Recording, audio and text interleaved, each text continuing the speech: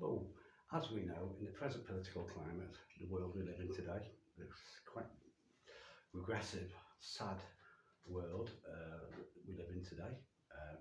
It's hard to, after listening to Abby Johnson, who's leader of the pro-life movement, I mean, she actually stated at the Supreme High Court, we live in such depraved times now that as with slavery, as with the Holocaust, they're quite prepared. Health professionals, yeah, these are all trust the science, trust the scientists. Yeah, these health professionals are quite willing to look a small human being in the face and say, you know, we know you're human.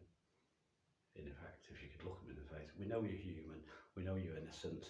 We know you've got a heartbeat, and we know you've got life. There's life there, but we're quite willing to kill you in your millions. I mean, this is what's happened for decades, isn't it? Since 1973. It's a fact of statistics. You can look it up if you want. That in the US alone, there's been at least 60, arguably 80 million little babies, pre-born fetuses. Call them what you will. Fetus, by the way, don't be blinded by the science, because fetus is Latin for tiny baby. That's what fetus means, tiny baby. So when you say fetus, you're saying we're going to kill the fetus. You're killing a tiny baby, obviously, which is what they do. I was told the truth about it when I was a young male nurse by, I can't remember his name, Phil, an older male nurse who'd actually witnessed it. He told me, quite frankly, as a young 19-year-old male nurse, he actually said, oh yeah, they rip them out in pieces, bring them out one leg at a time, 1 foot at a time. And I'm sure I was quite shocked. Oh my God. But I knew he was an honest man. I knew it would be true, and it was. You know, as we know, certain ex-world leaders, or anyone belonging to the MAGA, according to President Biden, one of the saddest presidents the US has ever had, I think. But you can't blame him. He's an old fellow. He's in his 80s, isn't he? He's plainly, plainly had strokes and what have you. While I won't mention his name, and I won't mention anything to do with his movement, as an ex-lefty, yeah, it's true, an ex-lefty, thoroughly disillusioned lefty, ex-Labour Party member, I've completely changed. You say a leopard doesn't change his spots, and no old dog learns new tricks. Well, with what's happened to my British Islands, I used to consider it my British Islands. It's very, very sad, isn't it? I've actually been a victim of extreme feminists, feminazis. That's the proper name for them now. And I've suffered life-changing injuries due to targeting by them and a very ruthless, very greedy far-right leader, which I won't go into. Anyway, there's certain institutions and people allowed to criticise, like a former world leader mentioned, and obviously you can call Pope Francis a pedo, you can call blah blah blah, the whole Catholic Church the same. That's perfectly acceptable, and there's some evidence for it. Having said that, so call me a far-right racist, misogynist, white trash, homophobic, transphobic, sexist bigot, if you like, but I really think that what my father told me about certain ideologies, I'm not going to name, when I was a young boy, he didn't bother with me older brothers because they were off making businesses and chasing women. I was a bit younger and a bit more, he probably realised, he fully realised the danger that we faced. So he went out of his way to warn me. He told me about, don't believe about all this piece of nonsense. He said it's been exactly the opposite. And I won't be popular with the far left, but certain old activists that have been dumbed down. I think his name was John or Tommy or something. I wanted to mention his name. Obviously, put his picture on. He would, his account would be took down immediately. But I never heard anything about said bunch of people. After my father warned me about this, the slavery, the castrations, the endemic paedophilia. I never heard a word about it until a certain guy who they call John or Thomas or the face of hate or what have you. I never heard a single word until he spoke about it on camera. And I've heard Jim Dawson, who, despite being extremely critical of this person, did hope that someday he would enter the the Christian community, for him and his family's sake. And though he's harshly critical, he said yes, he's a Zionist shill, blah blah blah. And he was photographed in Israel a few times, wasn't he? Yeah, there's certain institutions, I digress a bit, part of my health problem. Certain institutions we're allowed to criticise, and there's certain we're definitely not. In Texas, just recently, state legislators introduced a thing that this gender fluid, how little boys of 4 and 5 years old can be booked in for gender reassignment surgery, castration, yeah, full surgical castration is what they do if they're left to their own devices. Surgical and chemical castration has been done on thousands and thousands of UK boys and girls. It's sad, isn't it? And as I say, I know I'm daring losing the channel and my account, but one of the most protected institutions and trusted, it shouldn't be in my view, trusted institutions in the UK is, yes, NHS. And in North London, you won't have heard about any of this. In Canada, I'm sorry to repeat myself if you've seen any of the videos, short videos I've done on it. Yeah, but for 8 years, North London, the, what do you call it, it's the Health Trust, it's just a shield of factor in North London.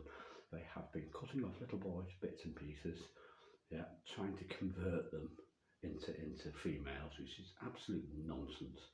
Like I say, call me transphobic, homophobic, sexist bigot if you want, but I fully agree with the fact that when you're born a boy or a girl, I don't believe there's 86 genders. Or is it? Oh, I think it's over 100 now, isn't it? I know Tom McDonald mentioned the 86. I know it was 86 at one time. No doubt it's been expanded. But I did see on Google recently, there's only 4. There's only 4 genders. There's not men and women and slightly maladjusted boys and girls. No, apparently, according to Google, it's 4. But according to the transsexuals, the far left dominated LGBT, yeah, there's 86, or I think it's 122 now, to be honest. So I heard Jada saying the other week. Yeah, I won't go into this too much, but it's a fact. There's one girl on here called young woman, Kira Bell was her name. She tried taking this clinic to court and got refused at first for damages because they marched her in for hormone blockers, breast removal surgery at 14, and it was all done, and it's quite typical of this wicked NHS clinic. It was all done from a 1-hour consultation. Would you believe that? And this Kira Bell, obviously, she's a mixed race girl, and obviously she doesn't look particularly, she looks quite masculine, because for years she's been on hormone blockers, and now she's woke up at like 15, I think it is, or 16. She's woke up and realised, oh my God, she must have started coming out of a depression or this mental illness she was suffering from, and she realised, oh God, someday I could have a baby. I might want to have an offspring, and she's worried now. It's on the card. She's going to be sterile the rest of her life, but I hope not. I wish her well. Anyway, but so call me transphobic, call me racist, bigot, but unless you've been living in the northern Canadian waste or Greenland or somewhere similarly, the Northern Arctic, in an Arctic release survey somewhere, as Adam Calhoun, the rapper, the Tennessee rapper, and Tom McDonald says, unless there is a war going on between good and evil, and certainly on the evil side, it's woke. It's high time, as Michael Knowles, who was watching before, he's like a centre right-wing commentator, successful and established. As he said, high time we stop regarding woke and the far left and these misgendered transsexuals and what have you. Stop regarding them as harmless little hippies. We're not. They're dangerous. They're absolutely dangerous. We're dangerous to freedom of speech. We're dangerous to our freedoms. The way that these so-called social justice warriors, or just warriors under these Satan, actually satanistic in my view. I know a lot of people do.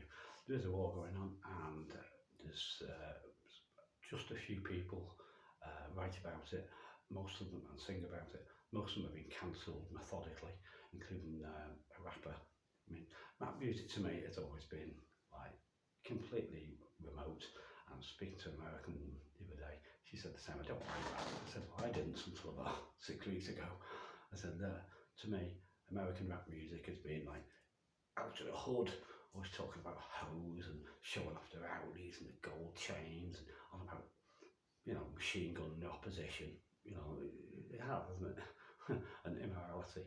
Well, Tom MacDonald and a well-known black rapper, who I believe is born in Nigeria, but he's certainly a loyal and excellent rapper, black guy, called Dax, D-A-X. His songs are all over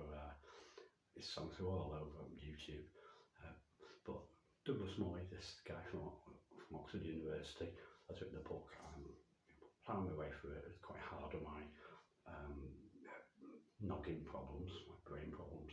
But oh my God, it's only when you put it in black and white, you realise, oh God, there's not one institution in the West, in Europe, in British Isles, in wherever, Boston, Texas, Massachusetts, Wales, no matter where you go, there's not one institution that's not been under constant, as he puts it, vicious, relentless attack. All our heroes now, we're just misogynistic, toxic males, a bit like how I was described, no doubt, when this toxic female was pointing a bloody 10-inch blade at me in my own house while the kids were in school. Seriously. But of course, we're not starting to talk about those, are we? We're just toxic males, aren't they? The females are always little weepy-eyed victims with an angelic voice. And just for spare me a little bit of nostalgia, or all my nostalgia. The guy who warned me about said ideology and the constant relentless invasion of that ideology. There's a woman, I won't say it's the full name, but there's a woman on Facebook called Anne. I'll just leave it at that. You know who you are, who's done some great work on it. Although she's kind of a different orientation to me, so I don't really, I'm not really so attuned. But there's my old World War II dad with his best mate, Billy Bagshaw, a very small, short, and very clever fellow member of REMI, who I remember in the early 1970s, actually built and ran his own black and white TV station, Western Manchester. How clever is that in the early days of television? So I've rambled on long enough, but please have a look at Tom MacDonald's excellent raps. The raps with a difference, the raps with really poetic. His commanded English language is just, I wish mine was as good. And he's especially on his song with Dax, try and watch it if you can. I'll post it in a bit if this camera isn't took down in the next 5 minutes. There's a great song called Blame the Rappers, and his ex-girlfriend produces all his videos, and he actually starts the video, I'm not joking, singing in a freshly dug grave, because basically that's what immorality and these black rappers are leading young men, black men to, isn't it? An early grave and drug addiction. And I've rattled on long enough. I don't know how long this will take to upload. I'll give it a whirl. At risk of being a far-right bigot, ex-right wing, nationalist Nazi. It might not stay on too long, but it's not true. I've actually been very Labour and very, very liberal left-wing nearly all my life. But seeing what they're doing to my kids' land, sure, I'm disgusted. with the dominance of the feminazis, the trans, the rainbow NHS, the bloody rainbows everywhere, sick of them. And the first thing I did when I got this place, on the front door, there's one of these NHS rainbow stickers. First thing I did, before I even unpacked my bags, straight into the bin. Oh, by the way, we've not just got a new pandemic coming, we've got a duo pandemic coming. So get your masks ready and get ready to be a public pincushion again, like my relatives. I've not had one shot so far, and I don't want one. Shove it up my arse. I've lived to my 60s without taking a shot that was developed using abortion stem cells. I'm not taking them till the day I die. If that's next month, well, so be it. I'll see you guys. Bye bye.